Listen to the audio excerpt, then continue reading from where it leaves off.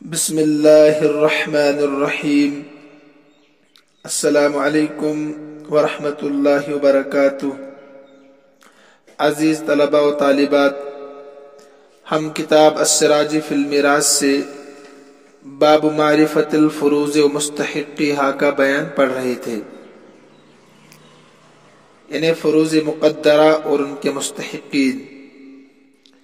فروض مقدرہ وہ حصے جو قرآن کریم میں متعین ہے۔ فروض فرض کی جمع ہے بمعنی حصہ، اور مقدرہ متعین چیز۔ قرآن کریم میں فروض مقدرہ 6 ہے، یعنی متعین حصے 6 ہے۔ نصف 1/2، ربع 1/4، سمن 1/8، ثلثان 2/3، ثلث 1/3، سدس 1/6۔ یہ 6 حصے جو ہے یہ 12 آدمیوں کو ملتے ہیں، یعنی انہی 6 حصوں میں سے کوئی نہ کوئی حصہ اصحاب الفرائض میں تقسیم ہوتا ہے۔ اصحاب الفرائض 12 ہے: باپ، دادا، اخیافی بھائی، شوہر، بیوی، بیٹی، پوتی، حقیقی بہن، اللہ بہن، اخیافی بہن، ماں، دادی۔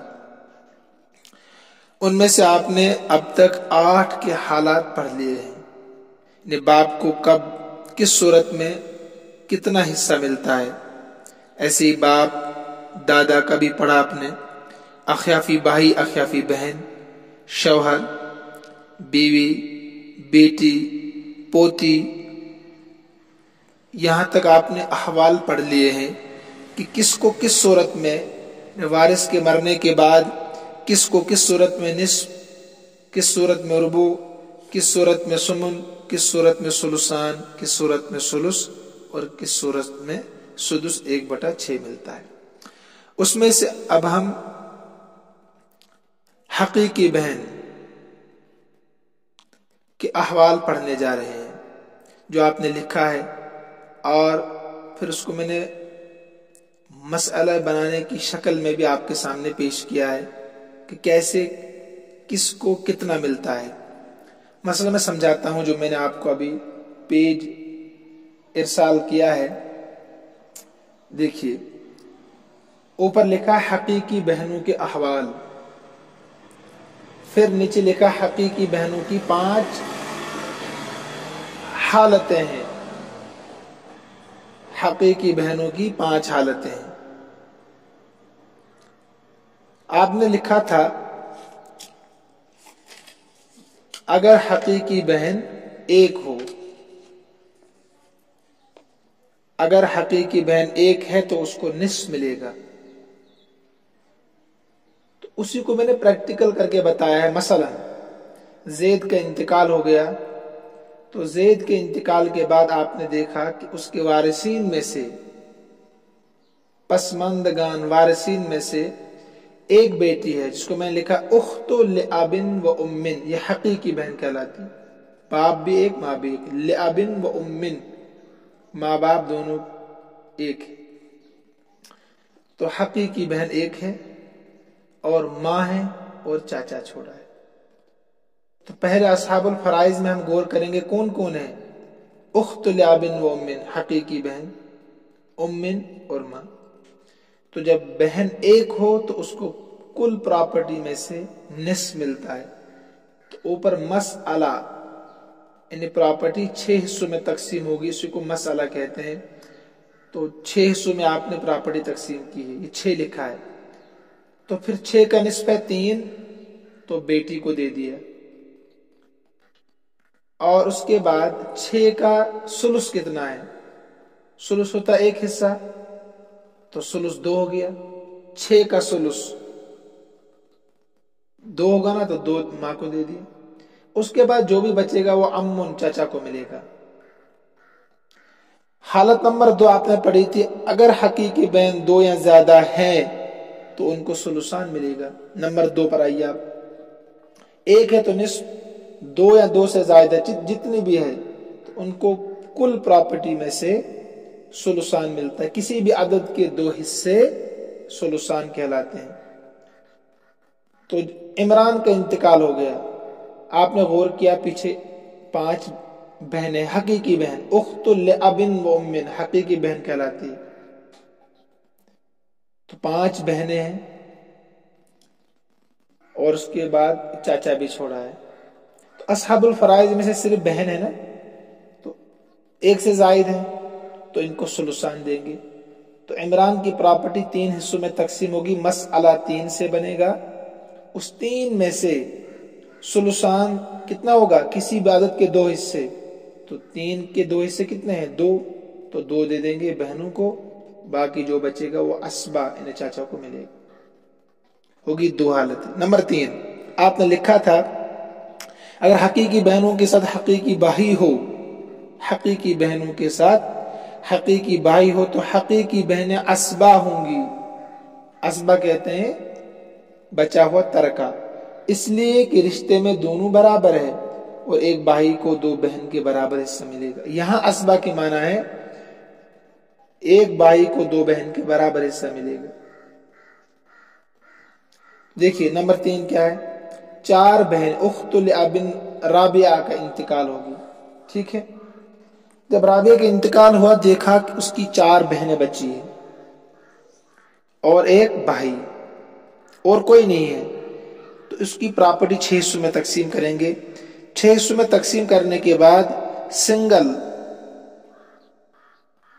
بہنوں کو ملے گا اور ڈبل بھائی کو ملے گا۔ ایک بھائی ہے تو اس کو کتنا ملے گا، 2، 4 بہنیں ہیں تو اس کو 4، 6000 روپے چھوڑے ہیں رابعہ نے، تو 6000 میں سے 4000 4 بہنوں کو، ایک سنگل، اور ایک بھائی ہے تو اس کو ملے گا 2000 روپے 6 میں سے۔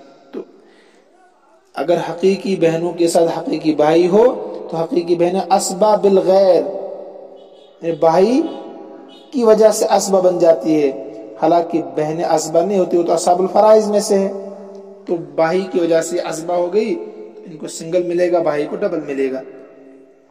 نمبر 4 لکھا آپ نے اگر حقیقی بہنوں کے ساتھ لڑکی پوتی نیچے تک میں سے کوئی ہو، لڑکی پوتی نیچے پڑ پوتی نیچے تک مطلب ہے، تو حقیقی بہنوں کو لڑکی اور پوتی وغیرہ کا حصہ دینے کے بعد باقی ماندہ ترکہ ملے گا۔ باقی ماندہ ترکہ لڑکی اور پوتی وغیرہ کا حصہ دینے کے بعد اگر کچھ بچے گا تو اس صورت میں حقیقی بہنوں کو ملے گا، اگر نہیں بچا تو کچھ نہیں ملے گا۔ اس حالت کو اسبا مال غیر کہتے ہیں، اسبا مال غیر۔ مثلا نمبر 4 دیکھیے آپ، ایک لڑکی ہے ارم، اس کا انتقال ہو گیا، دیکھا اس کے پیچھے ایک بہن ہے اخت لاب و ام اور ایک بیٹی ہے، کل وارثین میں سے ایک بہن ایک بیٹی ہے، تو پہلے بیٹی کو ملے گا، کیوں بیٹی زیادہ قریب ہے، جو قریب ہوتا ہے اس کو پہلے دیں گے۔ آپ نے بیٹیوں کے احوال میں پڑھا، بیٹی اگر ایک ہے تو کتنا ملتا ہے، نصف، ٹھیک ہے۔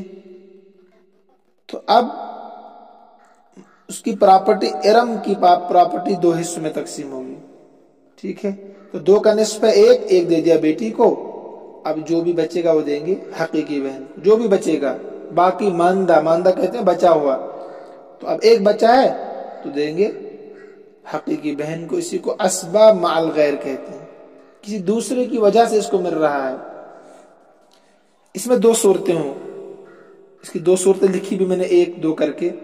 مثلا ایک لڑکی ہے نادیہ، اس کا انتقال ہو گیا، دیکھا کہ اس کے وارثین میں ایک حقیقی بہن اخت لاب و ام اور 3 بنت الابن پوتیاں ہیں، تو آپ نے پڑھا پوتی اگر ایک ہے تو نصف، 2 یا 2 سے زائد ہے تو ثلثان، ٹھیک ہے۔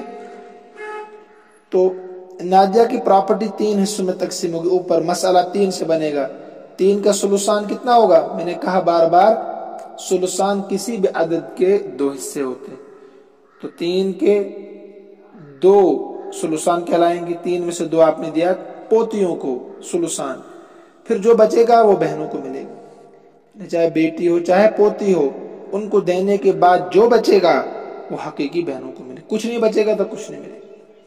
नंबर 5 आपने लिखा है हकीकी बहनें, हकीकी बहन और भाई लड़के पोते नीचे तक, बाप दादा ऊपर तक की मौजूदगी में साकित हो जाते हैं, महरूम हो जाते हैं। मसलन अगर हकीकी बहन और भाई मौजूद है, एक आदमी का इंतकाल हो गया, हकीकी बहन भी है भाई भी है, लेकिन उसके साथ उसका लड़का भी है या पोता भी है या बाप है या दादा है, तो इनकी मौजूदगी में ना हकीकी बहन को कुछ मिलेगा और ना हकीकी भाई को कुछ मिलेगा, महरूम, प्रॉपर्टी में से कुछ नहीं मिलेगा। मसलन नंबर 5 पर आइए, आजम एक लड़के का नाम है, एक इंसान का नाम है, मर गया बेचारा। अब देखा कि उसके मरने के बाद उख्तुल बिन मोमिन, एक हकीकी बहन है और बेटा है, तो पूरी की पूरी प्रॉपर्टी बेटे को मिलेगी, हकीकी बहन को कुछ नहीं मिलेगा। तो प्रॉपर्टी एक हिस्से में तकसीम होगी, एक का एक किसको मिलेगा, बेटे को, हकीकी बहन महरूम, साकित के माने महरूम। ऐसे ही 2 शक्लें लिखी थी ना आपने, बेटा हो या बाप हो या दादा हो, दोनों सूरतों में हकीकी बहनें महरूम, हकीकी भाई महरूम। दूसरी शक्ल देखिए, अकरम का इंतकाल हो गया, देखा हकीकी बहन उख्तुल बिन व उम्मिन, हकीकी बहन छोड़ी है और बाप छोड़ा है, तो हकीकी बहन को कुछ नहीं मिलेगा, साकित, सारा का सारा हिस्सा प्रॉपर्टी किसको मिलेगी, अबुन, बाप को, असबा कहते हैं, पूरी प्रॉपर्टी ले लेगा। तो प्रॉपर्टी तकसीम होगी नहीं, एक में रहेगी, मसला एक से बनेगा, तो कुल का कुल माल अबुन, बाप को मिलेगा असबा होने की सूरत में। तो ये हकीकी बहनों की 5 हालतें थी, प्रैक्टिकल भी आपके सामने आ चुका है। उम्मीद है कि आप समझ गए होंगे। तो 9 असहाबुल फराइज में से 9 की हालतें आपके सामने अब तक जिक्र हो चुकी है। नंबर 1 बाप दादा, अखियाफी भाई, अखियाफी बहन, शौहर, बीवी, बेटी, पोती, हकीकी बहन, आज हमने पढ़ लिया है। तो उम्मीद है आप समझ रहे होंगे, कोशिश करें समझने की, क्योंकि लॉकडाउन लंबा होता जा रहा है, शायद अल्लाह बेहतर जानते कब तक रहेगा, तो इसलिए आप कोशिश करें समझने की। अल्लाह हम सबका हामी और नासिर हो, अल्लाह हम सबको अपने अमन व अमान में रखे, अपने हिफाजत में रखे। हाज़ा मिन इंदी वल्लाहु आलमु व अहकमु व अतम्मु व मा तौफीक़ी इल्ला बिल्लाह अलैहि तवक्कलतु व इलैहि उनीब। अस्सलामु अलैकुम।